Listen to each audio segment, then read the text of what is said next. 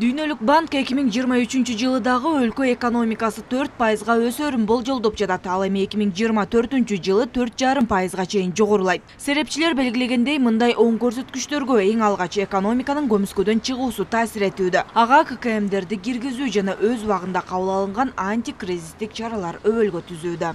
Стабилдештирүү боюнча кылган аракеттерин дагы тыянагы деп коем да. Себеби биз мына 1-2 жылдан бери ушу пандемияда андан кийинки болуп аткан мындай инфляциянын өсүшүнө карата аракеттерди ич аракеттерди кылып, анан тышкы жардамдарды да алып иш алып барып атпайбызбы? Ошонун негизинде дагы өсүштүн мындай бир себеби болот да.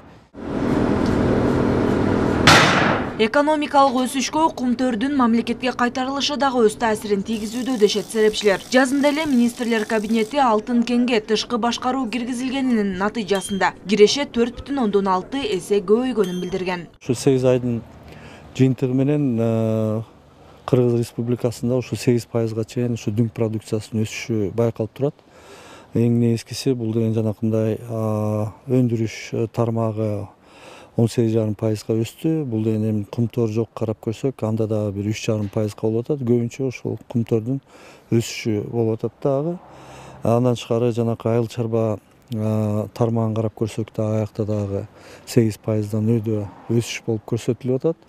Андан тышкары жанакындай тейлөө тармагында дагы ошол 10%дан кем эмес өсүү көрсөтүлүп атат. Геосаясий аренадагы кырдаалда өлкөнүн экономикасына олуттуу таасирин тийгизүүдө. Экономисттердин айтымында бүгүнкү күндө чет элдик валюталардын агымы байкалып жатат. Азыр мисалы үчүн акыркы 2-3 айдын ичинде релоканттар келип, ага чейин эгерде мисалы үчүн бияка кайсы бир кишилер келип акчаны, валютаны чыгарып атса өлкөдөн, азыр кайра релоканттар келип, кайра валютаны киргизип атат өлкөгө.